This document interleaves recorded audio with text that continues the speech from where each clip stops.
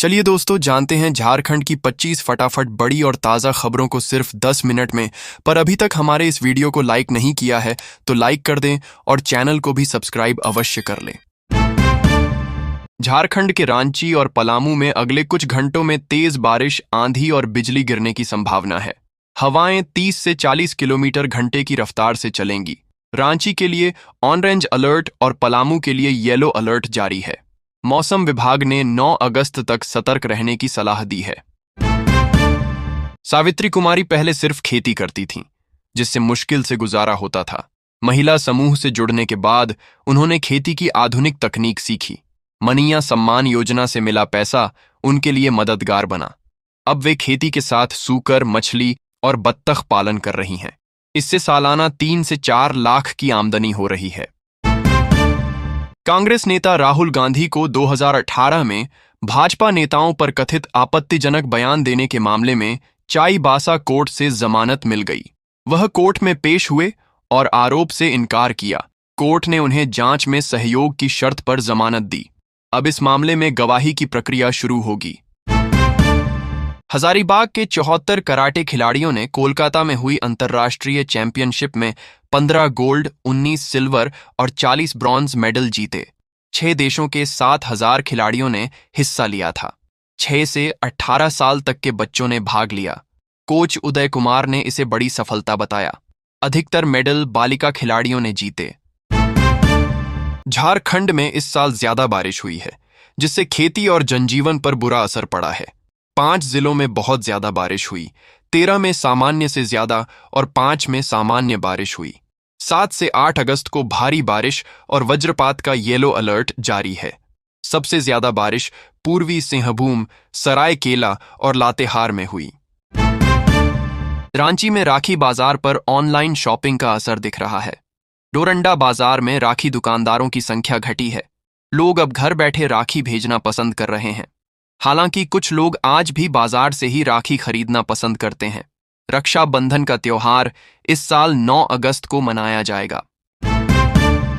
रांची के बीसा गांव के किसान रामदास बेदिया को 15 अगस्त को राष्ट्रपति भवन में डिनर का न्योता मिला है। उन्होंने पीएम आवास योजना के तहत समय से पहले घर बनवाया था। इसी ईमानदारी के लिए उन्हें यह सम्मान मिला। गांव में खुशी का माहौल है और लोग उन्हें बधाई दे रहे हैं।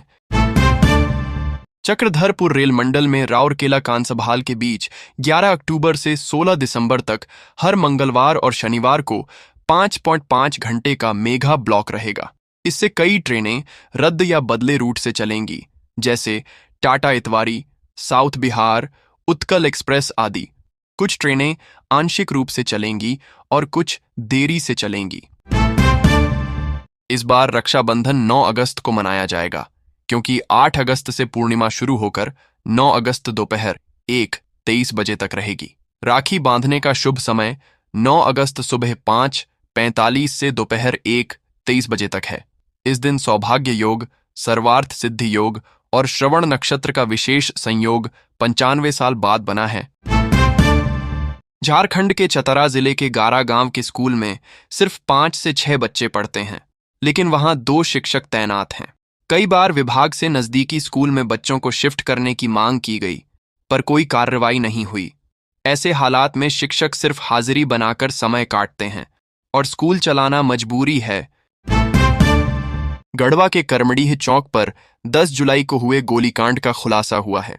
प्रेम प्रसंग में अफजल की मौत के बाद उसके दोस्त शेख लड्डू ने साकिब खान पर बदला लेने के लिए गोली चलाई। पुलिस ने आरोपी को छत्तीसगढ़ से गिरफ्तार कर हथियार बरामद किए हैं। दूसरा आरोपी ट्विंकल खान अब भी फरार है। शिक्षा मंत्री रामदास सोरेन की तबीयत गंभीर होने के कारण झारखंड सरकार ने 9 से 11 अगस्त तक प्रस्तावित 3 दिवसीय आदिवासी महोत्सव स्थगित कर दिया है। अब सरकार 9 अगस्त को एक दिन का छोटा कार्यक्रम आयोजित करने पर विचार कर रही है। मंत्री का इलाज दिल्ली के अपोलो अस्पताल में चल रहा है। दिशोम गुरु शिबू सोरेन का मंगलवार को उनके गांव नेमरा में अंतिम संस्कार हुआ। बेटे हेमंत सोरेन ने मुखाग्नि दी। अंतिम यात्रा में भारी भीड़ उमड़ी। सीएम हेमंत सोरेन पिता को विदा करते वक्त फपक कर रो पड़े। भावुक कर देने वाली तस्वीरें सामने आईं, जिन्हें देखकर लोगों की आंखें भर आईं। धनबाद में भाजपा की संयुक्त कार्यशाला हुई, जिसमें हर घर तिरंगा अभियान को सफल बनाने की योजना बनी। 10 अगस्त को प्रतिमाओं की सफाई, 14 को विभाजन विभीषिका दिवस और 15 को तिरंगा यात्रा निकाली जाएगी। पूर्व सीएम शिबू सोरेन को श्रद्धांजलि दी गई। बैठक में कई वरिष्ठ नेता और कार्यकर्ता शामिल हुए। धनबाद बोकारो रोड पर तेज रफ्तार हाईवा ने 55 वर्षीय मजदूर जगदीश सिंह को कुचल दिया, जिससे मौके पर ही उनकी मौत हो गई। हादसे से गुस्साए लोगों ने सड़क जाम कर दिया और मुआवजा व कार्रवाई की मांग की।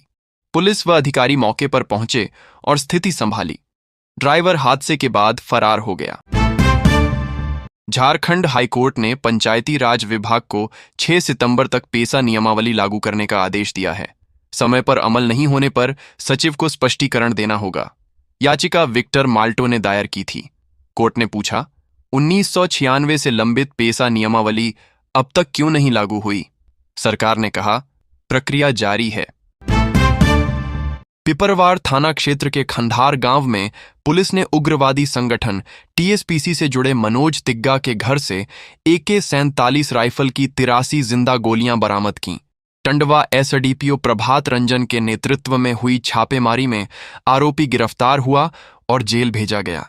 यह कार्रवाई उग्रवाद के खिलाफ बड़ी सफलता मानी जा रही है।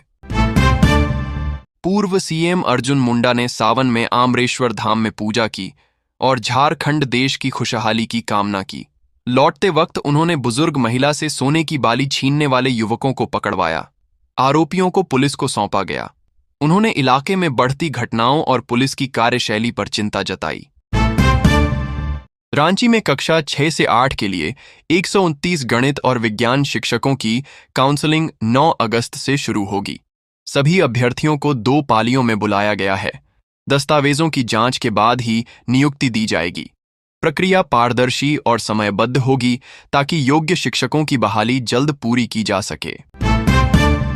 राहुल गांधी को 2018 में अमित शाह पर टिप्पणी को लेकर चाईबासा कोर्ट से मानहानि केस में जमानत मिली। भाजपा ने बयानबाजी पर निशाना साधा, जबकि कांग्रेस ने इसे भाजपा की साजिश बताया। कांग्रेस का कहना है कि राहुल गांधी डरने वाले नहीं हैं और जनता में उनका सम्मान बढ़ता रहेगा।